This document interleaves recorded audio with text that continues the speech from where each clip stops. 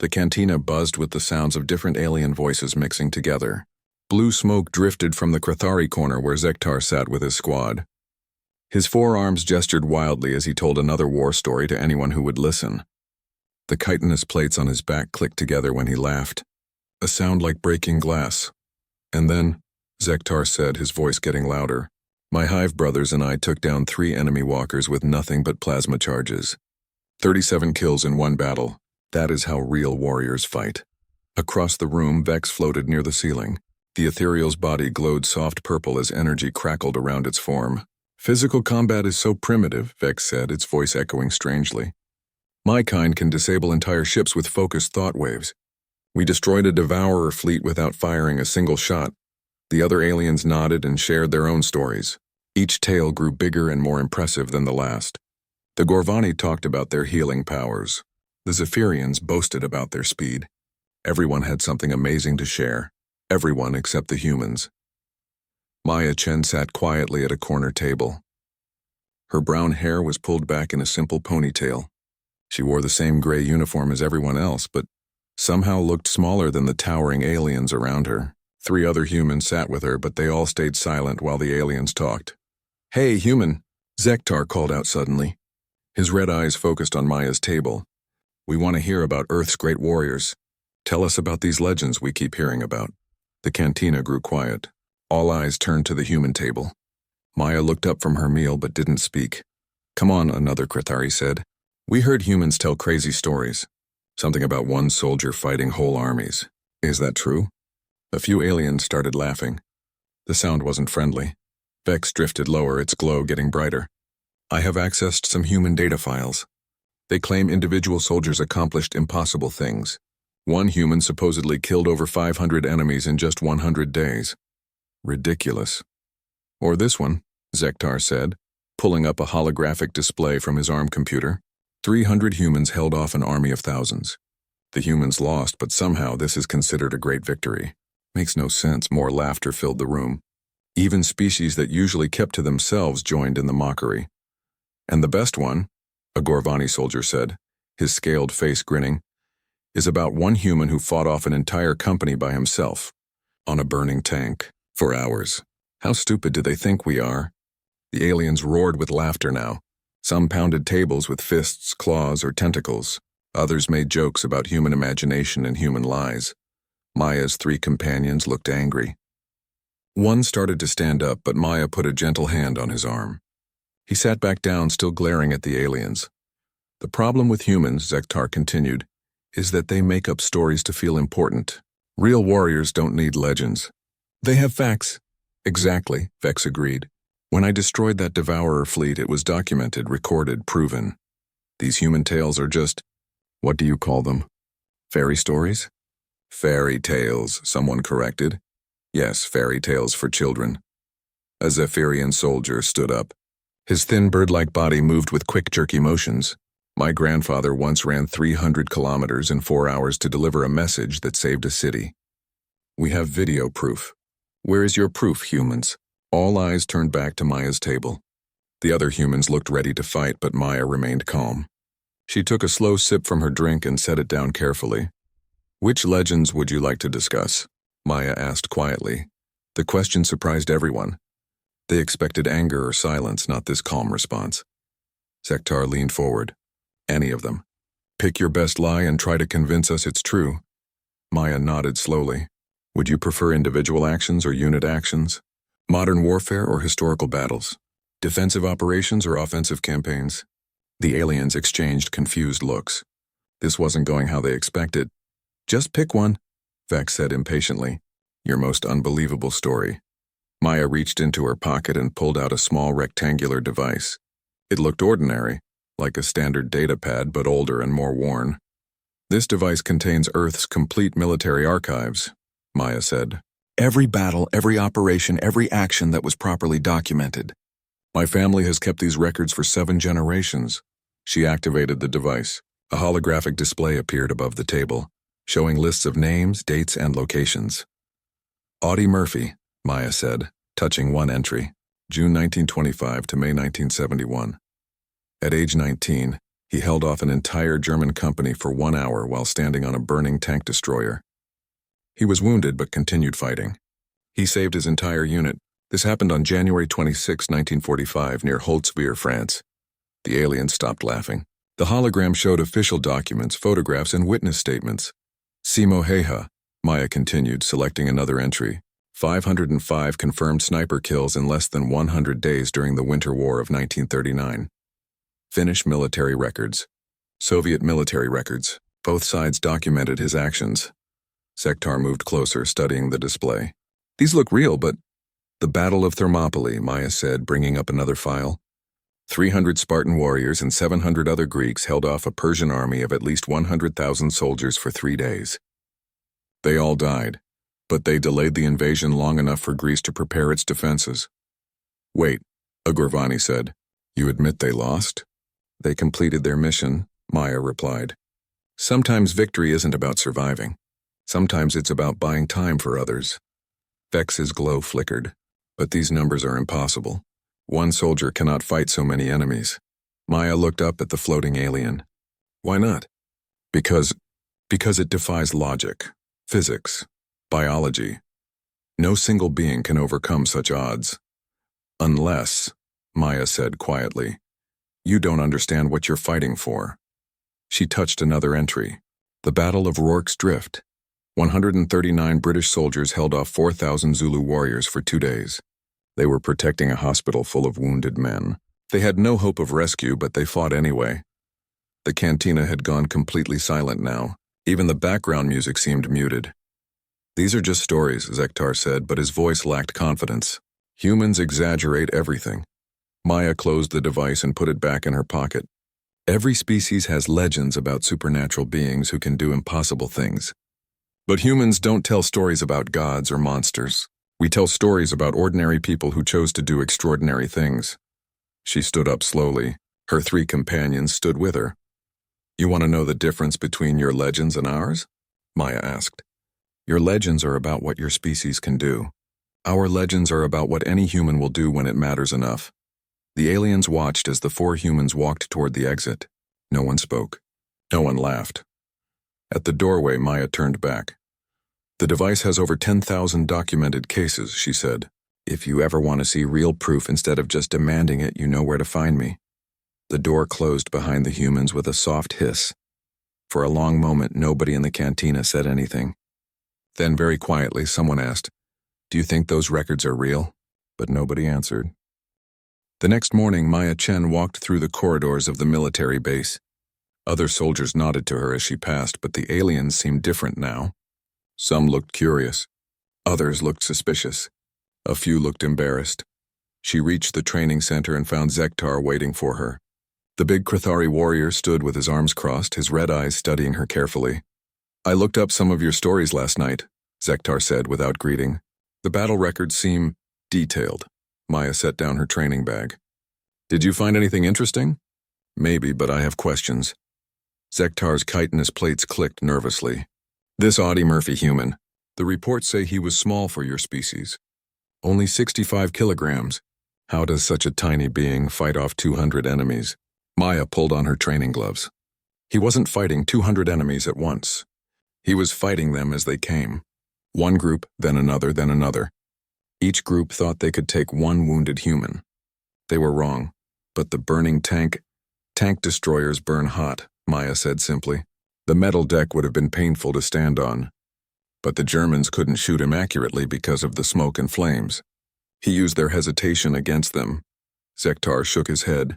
Still sounds impossible, does it? Maya walked to the combat simulator controls. Let's try something. Set up a defensive scenario. 1 defender against 20 attackers. Standard coalition tactics. 20 against 1 is suicide, Sektar protested. Humor me. Sektar programmed the simulator. Holographic enemies appeared around a defensive position. Maya stepped into the circle and activated her training weapon. Begin simulation, the computer announced. The holographic enemies charged. Maya didn't try to fight them all at once. Instead, she moved constantly, using cover and terrain. She let the attackers get in each other's way. When one group bunched up, she used area weapons. When they spread out, she picked them off individually. It took 12 minutes, but all 20 holographic enemies fell. Zektar stared at the results. How did you do that? Basic tactics, Maya said, breathing hard. Use their numbers against them. Make them come to you where you want them. Stay mobile. Conserve ammunition. She paused. This is what every human soldier learns in basic training. Every human learns this? The principles, yes. The execution takes practice. Vex materialized near the simulator controls. The ethereal's purple glow seemed dimmer than usual. I have been analyzing the records you showed yesterday. The mathematical probabilities are concerning. Maya wiped sweat from her face. Concerning how? According to my calculations, the events you described should have failure rates above 99%. Yet your species achieved success repeatedly. Maybe your calculations are wrong, Maya suggested. Vex's glow flickered with what might have been annoyance. Ethereal mathematics are never wrong. We compute probability matrices across 17 dimensions. Then maybe, Maya said patiently. You're calculating the wrong things. Explain. Maya gestured to the simulator. You calculated the probability of one human beating 20 enemies in a fair fight. But humans don't fight fair. We fight to win. She reset the simulator. Watch this time. Don't look at what I'm doing. Look at what the enemies are doing wrong.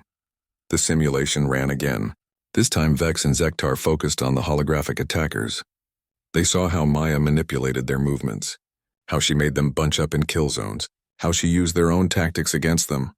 They are making errors, Zektar observed. Exactly. Most species train to fight other members of their own species. You develop tactics that work against enemies who think like you do. But humans had to fight other humans for thousands of years. We learned to think differently than our enemies. Maya deactivated the simulator. Every human general studied other human generals. We learned to be unpredictable because predictable humans died in battle. Vex processed this information. So human tactics are optimized for fighting humans? Originally, yes. But it turns out that enemies who expect logical, conventional responses have trouble with opponents who refuse to be logical or conventional. A Gorvani soldier had been watching from the observation deck. He climbed down to join the conversation. But what about the numbers? Audie Murphy fought for over an hour. How does any being maintain combat effectiveness for so long? Maya pulled up her sleeve, showing several small scars on her arm. These are from my first real battle. 3 years ago on Kepler Station. I was scared the entire time. Fear makes most species retreat, the Gorvani said. Fear makes humans do strange things, Maya corrected. Sometimes we run. Sometimes we freeze. Sometimes we get very, very stubborn. She traced one of the scars with her finger. I was pinned down behind a cargo container. Enemy fire coming from 3 directions. My squad was scattered. I had 2 choices. Stay and probably die, or run and definitely let civilians die. What did you do? I got angry. Maya's voice stayed calm, but something changed in her eyes. Not angry at the enemy. Angry at the situation. Angry at the unfairness. Angry that someone was trying to hurt innocent people. She looked directly at Zektar. Anger is fuel. Fear is fuel. Desperation is fuel. When humans run out of ammunition, we use whatever fuel we have left. But eventually the fuel runs out, Vex said logically. Sometimes, Maya agreed, but sometimes the enemy runs out first. She picked up her training bag. Your species fight for territory or resources or honor. All good reasons. But humans fight for each other, and we'll burn everything we have to keep our people safe. The aliens exchanged looks. This was a concept they struggled to understand. So the legends are true? Zektar asked. Maya paused at the door. The legends are just Tuesday for humans. Every human soldier has stories like these. We just don't usually tell them to other species. Why not? Because, Maya said with a slight smile, you wouldn't believe us. After she left, the 3 aliens stood in silence for several minutes. Finally, Vex spoke. I have been accessing more human military records. There are thousands of documented cases similar to the ones she described. Thousands, the Gorvani asked, at least, and those are only the ones that were properly recorded. The human database indicates that many actions went undocumented. Zektar felt a chill run down his spine. How many humans serve in the coalition military? Approximately 12,000, Vex replied. And each one has stories like this? According to the statistical patterns in their records, yes. The 3 aliens looked at each other with new understanding. They had been sharing a military base with 12,000 beings who considered impossible heroics to be routine. Maybe, Zektar said slowly, we should apologize. But before anyone could respond, the base alarm started wailing. Red lights flashed in the corridors. An urgent voice echoed from the speakers. All personnel report to battle stations immediately. This is not a drill. All personnel report to battle stations. The time for apologies would have to wait. The briefing room filled quickly with soldiers from dozens of different species. Emergency lights cast harsh shadows on worried faces. Commander Thrak, a massive Gorvani with silver scales, stood at the front of the room. His usually calm demeanor showed cracks of stress. Coalition Outpost 7 on Zerion 7 is under siege, Commander Thrak announced. Devourer forces have surrounded the installation. Current estimates put enemy numbers at 15,000. A collective intake of breath filled the room. The Devourers were the galaxy's nightmare species. Insectoid creatures that operated as a perfect hive mind. They felt no fear, showed no mercy, and never retreated. How many Coalition personnel are trapped? Asked Colonel Vix, a Zephyrian officer. 200 civilians in the research station. 47 military personnel. They have enough supplies for maybe 6 hours. Commander Thrak activated a holographic display showing the planet's surface. The outpost appeared as a small cluster of buildings surrounded by red dots representing enemy forces. The Devourers are massing for a final assault. Our intelligence indicates they're waiting for reinforcements before attacking. We have maybe 12 hours before those reinforcements arrive. Zektar raised one of his forearms. What's our mission, sir? Evacuation. Get our people out before the outpost falls. The hologram zoomed in on the outpost. The red dots formed 3 complete rings around the buildings. There was no clear path through the enemy lines. Tactical analysis, Lieutenant Vex? The commander asked. The ethereal floated forward, energy crackling around its form. The enemy positioning is mathematically perfect. Any conventional approach has a success probability below 15%. Even with our full assault capabilities, we cannot guarantee safe evacuation of more than 60% of trapped personnel. Murmurs of dismay rippled through the room. Losing 40% of civilians was unacceptable, but attacking 15,000 Devourers was suicide. Alternative suggestions? Commander Thrak asked. Several officers spoke up. The Krathari proposed a coordinated assault using their hive mind tactics. The Zephyrian suggested high-speed hit-and-run attacks. The Gorvani offered to use their regenerative abilities for sustained combat. Each plan had merit, but the mathematics remained grim. Too many enemies, too little time, not enough soldiers.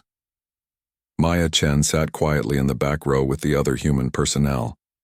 She studied the holographic display, her brown eyes tracking the movement patterns of the enemy forces. Sergeant Chen, Commander Thrak called out. Human tactical assessment.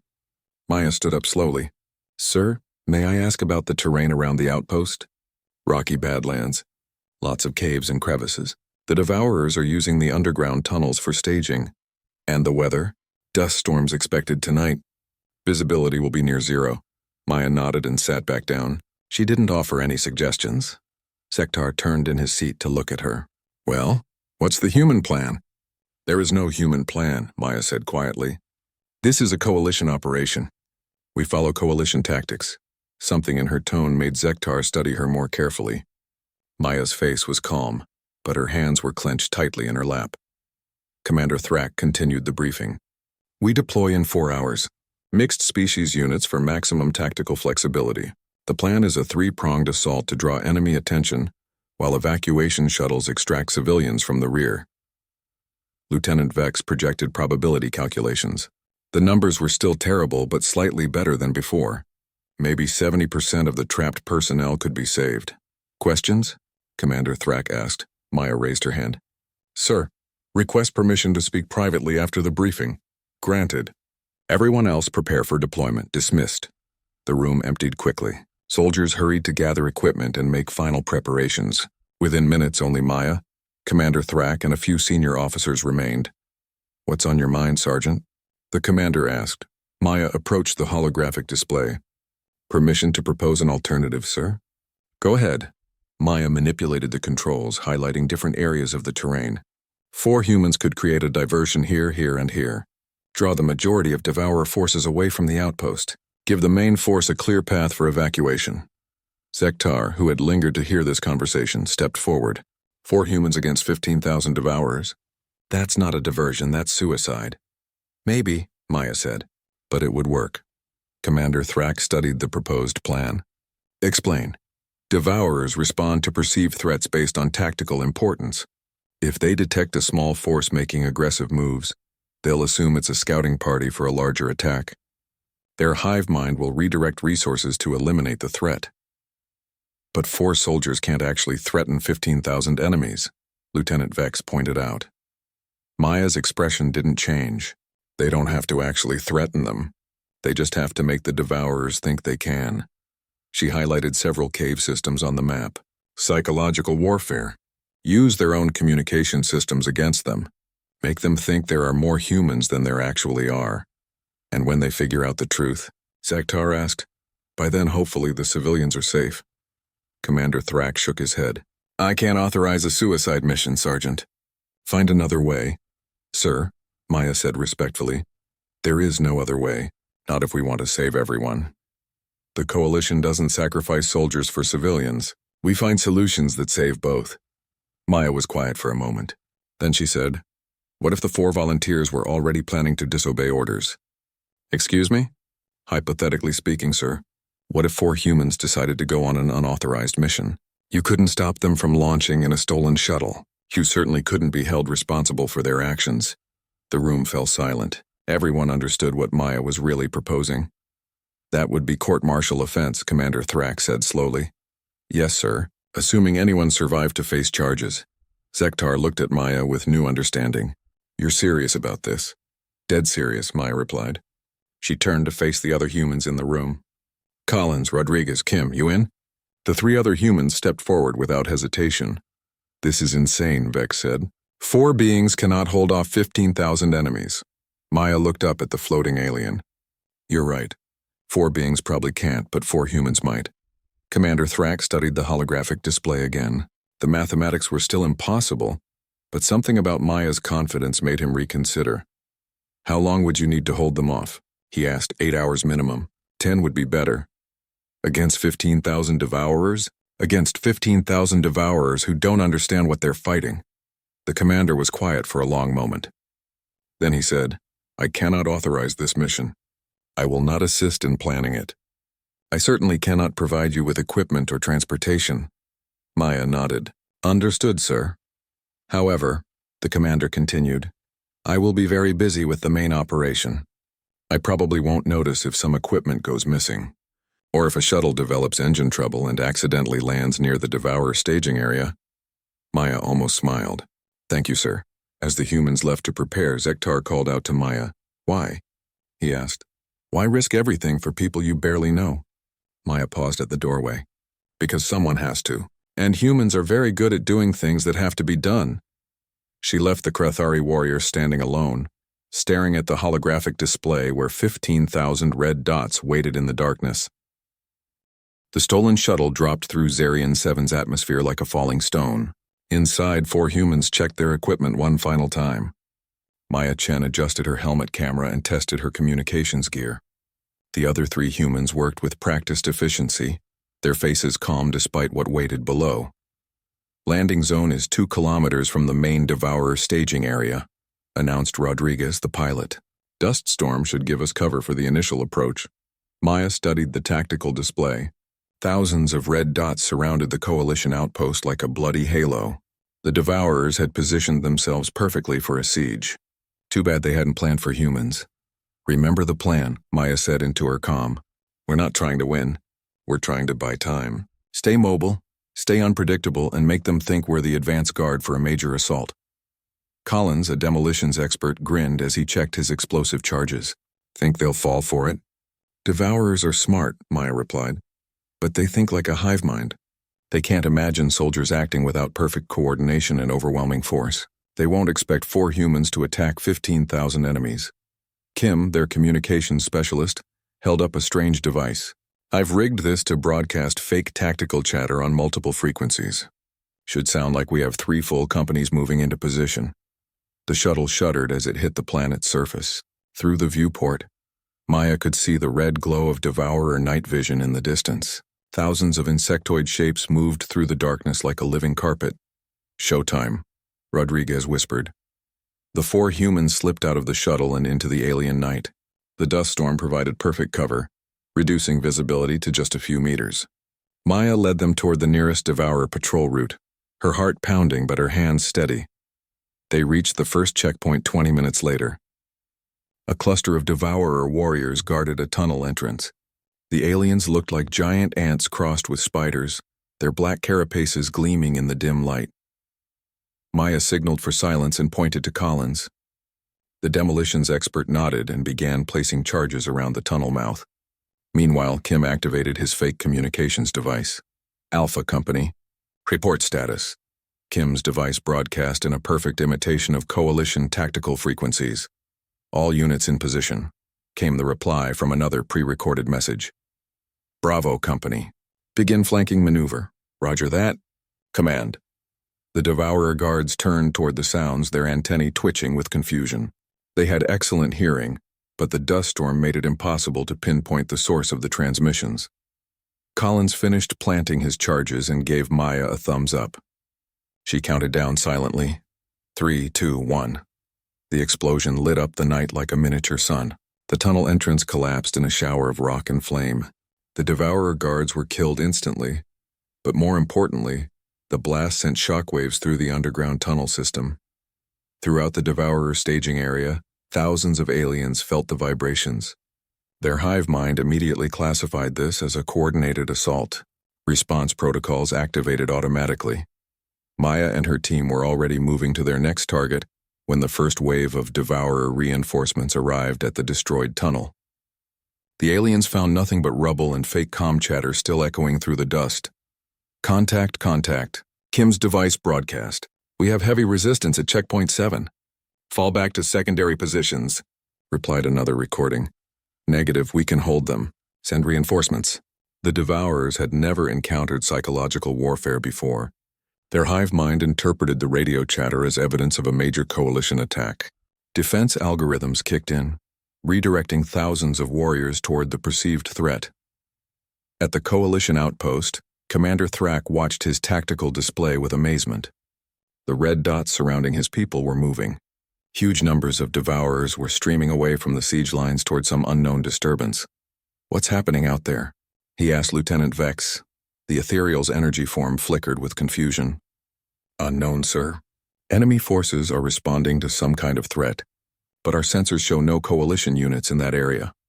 Except for 4 humans who definitely aren't there," Zektar muttered. Meanwhile, Maya's team had destroyed 3 more tunnel entrances and 2 communication nodes.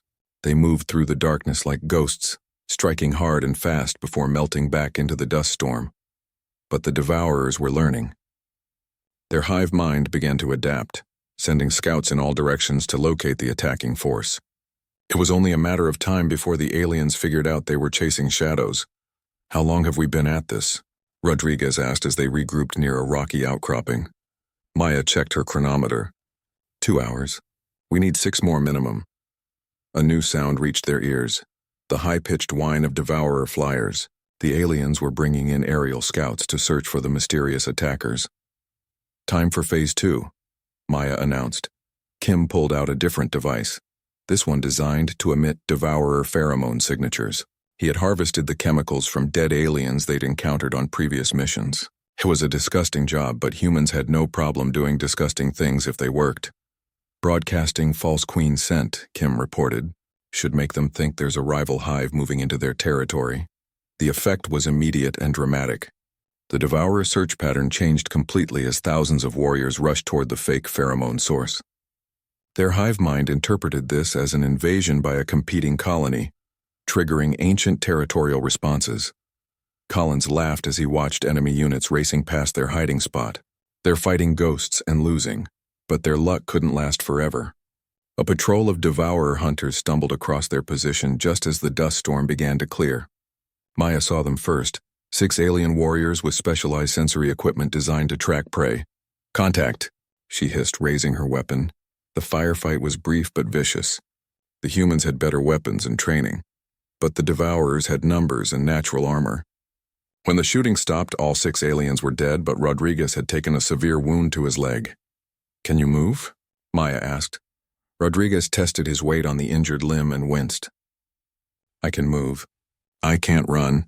That changed everything. Their hit-and-run tactics depended on mobility. A wounded team member would slow them down and make them vulnerable. "New plan," Maya announced. "We find a defensible position and make our stand." "Against how many?" Collins asked. Maya looked at her tactical display. Red dots were converging on their position from all directions. The Devourers had finally figured out where the real threat was located. "All of them," she said quietly. They found a small canyon with high walls and limited approaches. It wasn't perfect, but it would force the Devourers to attack from predictable directions. Maya helped Rodriguez into a good firing position while Collins and Kim set up their remaining explosives. "How much ammunition do we have left?" Maya asked. "Enough for maybe 30 minutes of sustained fire," Collins replied. "And we need to hold for 6 more hours." "Well," Kim said with a grim smile, "this should be interesting." The first wave of Devourers appeared at the canyon mouth just as the dust storm finally ended. Maya counted at least 200 aliens in the initial assault group, with more arriving every minute. "Remember," she told her team, "we're not trying to kill them all. We just need to convince them we're more dangerous than we look." She activated her helmet camera to record what happened next. If they didn't survive, at least there would be proof of what 4 humans could accomplish when they had no choice but to succeed. The aliens charged, and Maya Chen discovered exactly how much fuel her anger could provide. The medical bay was quiet except for the steady beeping of monitoring equipment. Maya Chen lay unconscious on the biobed, her body covered in bandages and connected to various healing devices. The Coalition's best doctors had worked on her for 8 hours straight.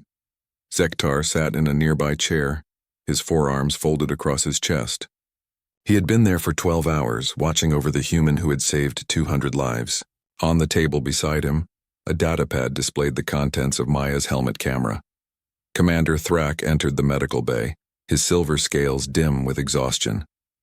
"Any change?" "The doctors say she'll recover," Zektar replied without looking up. "Broken ribs, severe burns, blood loss, but nothing permanent. Her team is in better shape." "Good." The commander pulled up another chair. "Have you finished reviewing the footage?" Zektar's red eyes finally met the commander's gaze. "I've watched it 17 times. I still don't believe what I'm seeing." The datapad showed the final hours of the diversion mission. 4 humans holding off wave after wave of Devourer attacks. The footage was shaky and chaotic, but the impossible facts were clear. "They held that canyon for 8 hours, Zektar said quietly. 4 humans against thousands of enemies. When they ran out of ammunition, they used rocks. When they ran out of rocks, they used broken equipment. When Rodriguez couldn't stand, he crawled to new positions and kept fighting." Commander Thrak nodded. "The evacuation was completely successful. All 200 civilians extracted safely, plus the military personnel. 0 casualties on our side, because 4 humans decided that losing wasn't acceptable." On the datapad, Maya's voice could be heard giving orders to her team. Even wounded and exhausted, she never stopped coordinating their defense. Her calm tactical instructions contrasted sharply with the chaos around her. "Watch this part," Zektar said, advancing the footage to a specific timestamp. "Collins is out of explosives, Kim's communications equipment is destroyed, Rodriguez can barely move. Any rational species would surrender at this point."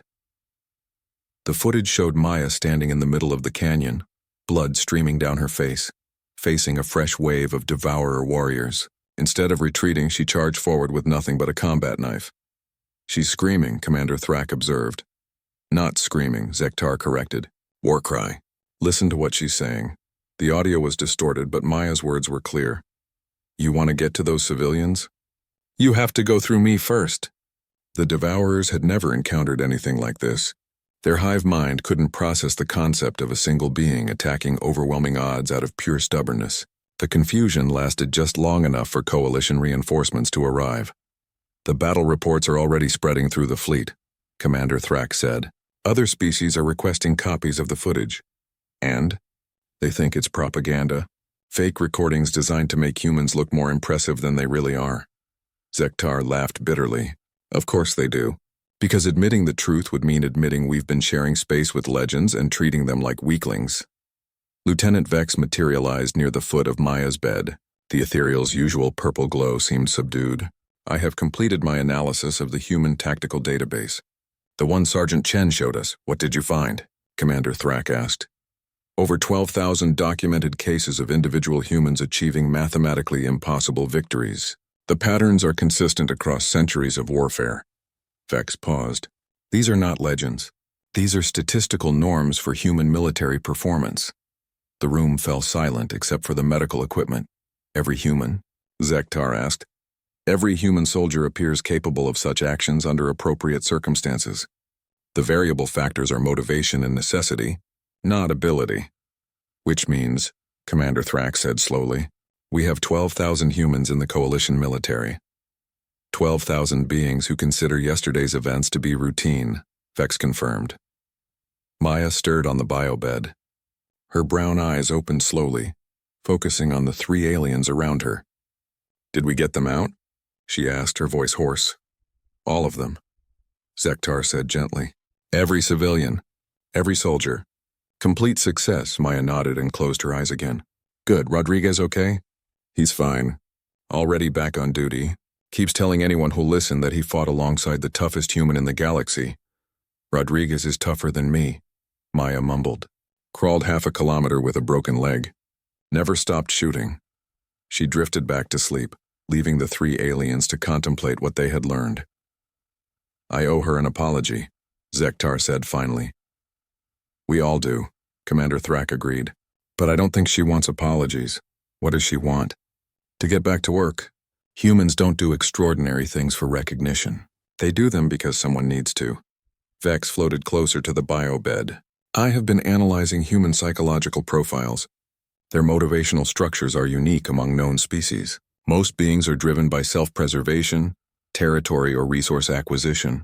Humans are primarily motivated by protection of others. Even strangers? Especially strangers.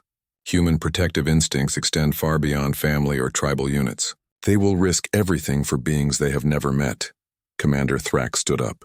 Send a message to Fleet Command. I want human tactical advisors assigned to every major operation from now on. Sir? Zektar looked confused. If we're going to fight alongside legends, we might as well learn from them. The commander left, but Zektar remained in his chair. He picked up the data pad and started the footage again. This time he focused on the small details. The way Maya checked on her teammates between attacks, how she shared her water with Rodriguez when he was wounded, the gentle encouragement she gave Collins when his nerves started to break. She was taking care of them, he said to Vex. Even while fighting for her life, she was taking care of her people. Yes, human military doctrine emphasizes unit cohesion through mutual protection. They fight harder for each other than they fight for objectives. And that makes them stronger? Apparently so. Zektar set down the datapad and looked at Maya's sleeping form. I've been a soldier for 20 years. I thought I understood warfare. But I've never seen anything like what she did. Few species have, Vex agreed. Humans fight wars differently than the rest of us. How? We fight to win. Humans fight to protect. The difference changes everything. Later that day, Maya woke to find her small data device on the bedside table. Someone had activated it, and the holographic display showed thousands of entries from Earth's military archives. Battles, operations, individual actions spanning centuries of human conflict. Attached to the device was a handwritten note from Zektar. Thank you for showing us what real legends look like. Would you be willing to teach us how ordinary people do extraordinary things? Maya smiled and typed a simple reply. Anytime. That's what humans do. Within a week, her personal database had been copied and distributed throughout the coalition fleet. Alien officers studied human tactics with new respect. The stories that had once been mocked were now required reading at military academies. But Maya Chen went back to her quiet duties, training with her unit and preparing for the next mission. Because for humans, yesterday's impossible heroics were just preparation for tomorrow's necessary sacrifices. In the cantina where this all began, alien soldiers now listened respectfully when humans spoke. They had learned that legends weren't about supernatural powers or ancient gods. Legends were about ordinary people who refused to accept that good people should suffer when they had the power to prevent it. And sometimes, if you were very lucky, you got to serve alongside a legend who considered themselves perfectly ordinary. The universe was a more dangerous place than most species realized. But as long as humans were willing to stand between the darkness and the innocent, perhaps that danger was manageable after all.